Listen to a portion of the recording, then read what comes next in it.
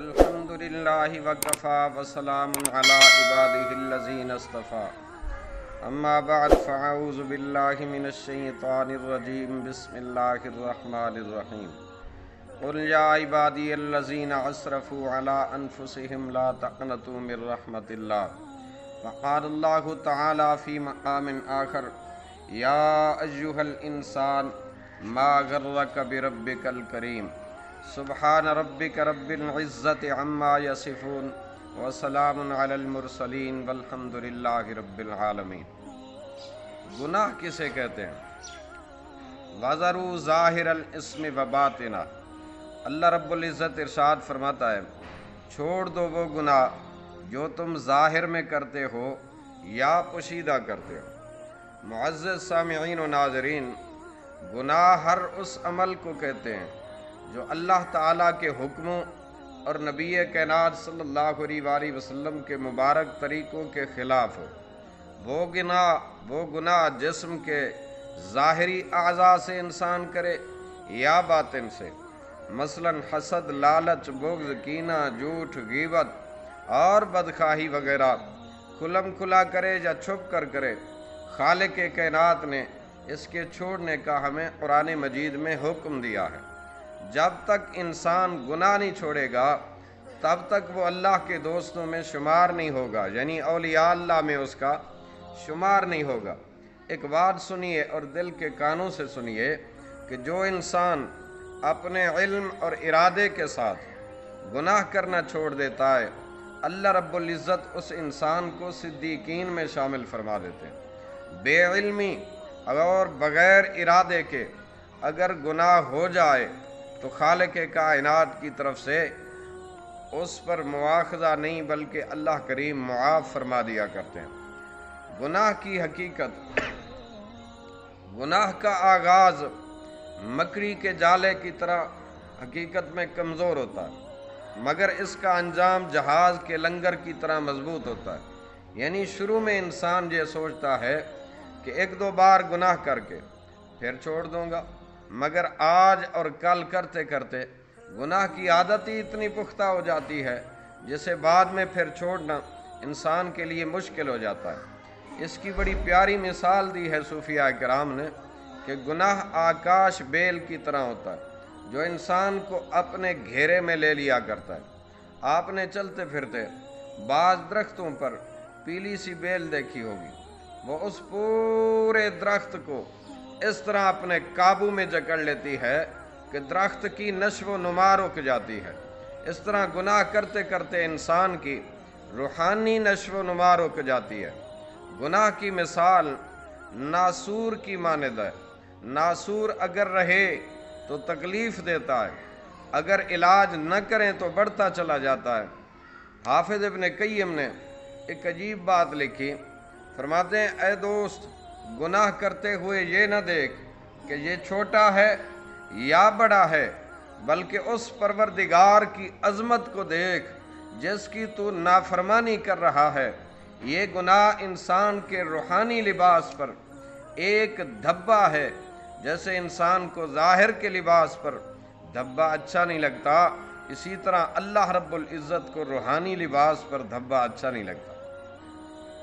یاد رکھیے کہ گناہ کسی نہ کسی صورت میں انسان کے دل کو ہمیشہ پریشان رکھتا ہے، اور یہ ممکن ہی نہیں ہے کہ انسان گناہ کرے اور اسے ہمیشہ ہمیشہ کا سکون نصیب ہو جائے۔ خواہ وہ گناہ بد نظری کا ہو، غیبت کا ہو، حرام کا ہو، زنا کا ہو، کسی کو قتل کرنے کا ہو، کسی کو دھوکہ دینے کا ہو، کسی آدمی کی چغل خوری کرنے کا ہو۔ آج کل سکون حاصل کرنے کے لیے لوگ گناہوں کا راستہ اختیار کرتے ہیں اور پھر شکوے کیے جاتے ہیں کہ جی پریشانی بہت ہے۔ بھائی پریشانی کیسے نہ ہو؟ جس راستے پہ آپ قدم اٹھا رہے ہیں وہ تو ہے ہی پریشانی والا۔ سکون والا رستہ تو پروردگار کی یاد والا ہے اور سچی سچی زندگی گزارنے والا رستہ ہے۔ اس کا سچا پیغام تو میرے پاک پروردگار نے قرآن مجید میں خود ارشاد فرمایا کہ اگر دلوں کا سکون چاہتے ہو تو وہ تو میری یاد کے اندر ہے۔ الا بذکر اللہ تطمئن القلوب، اس لیے انسان کو چاہیے کہ وہ اپنے آپ کو گناہوں سے بچائے اور اپنی گزشتہ غلطیوں اور کوتاہیوں کی اللہ رب العزت سے معافی مانگے۔ اللہ رب العزت کی شان کریمی کتنی ہے۔ میرے بھائیو، ذرا اندازہ لگائیں کہ خالق کائنات کو اپنے بندے سے محبت کس قدر ہے۔ اس لیے خالق کائنات اپنی محبت کے بل بوتے پر نہیں چاہتے کہ اس کے بندے گناہوں والا رستہ اختیار کریں اور تباہی اور بربادی والے راستے پر چلیں۔ وہ اپنے بندوں کو اس راہ پر جانے سے بار بار متنبہ فرماتے اور چاہتے ہیں کہ میرے بندے گناہوں بھری زندگی چھوڑ کر میری اطاعت اور فرما برداری والی زندگی اختیار کر لیں۔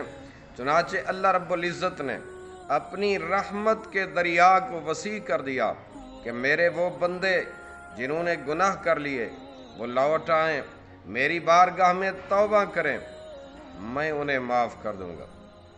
آپ نے غور کیا ہوگا کہ اللہ رب العزت کے دو صفاتی نام ہیں، ایک ہے رحمان اور دوسرا ہے رحیم۔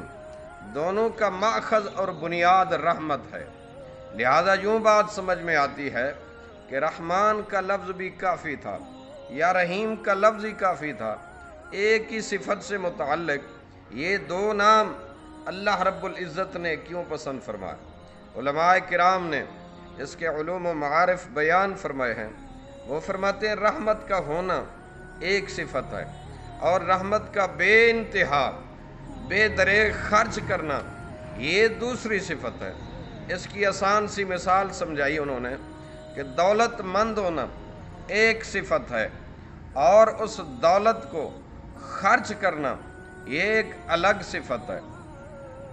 مثلا کوئی کہتا ہے وہ شخص صاحب مال ہے، اس کے پاس دولت موجود ہے، اور اس کا سخی ہونا کہ وہ اس دولت کو اللہ کی رضا کی خاطر نیکی کے رستے میں لٹا بھی رہا ہے، یہ الگ صفت ہے۔ آپ نے اکثر دیکھا ہوگا کہ کئی لوگ بڑے سخی ہوتے ہیں مگر ان کے پاس دینے کے لیے بظاہر کچھ نہیں ہوتا، اور بسا اوقات ایک آدمی کے پاس مال و دولت بہت زیادہ ہوتا ہے مگر اس کے پاس دینے کا حوصلہ نہیں ہوتا، وہ سانپ کی طرح نگران بنا رہتا ہے اپنے مال پر۔ اب اس مثال کو ذہن میں رکھتے ہوئے خود ذرا سوچئے کہ پروردگار عالم کے پاس رحمتوں کے خزانوں کا ہونا یہ ایک خوبی ہے، اور اس کی رحمتوں کے خزانوں کا پھر بے دریغ خرچ ہونا یہ ایک مستقل دوسری خوبی ہے۔ اسی لیے رب کائنات جل وعلا شانہ نے اپنے لیے یہ دو مبارک نام پسند فرمائے ہیں۔ اسی لیے تو پروردگار عالم ارشاد فرماتے ہیں کہ ان رحمتی وسعت کل شیء، میری رحمت ہر چیز پر وسیع ہے، ہر چیز سے اس کی رحمت زیادہ ہے۔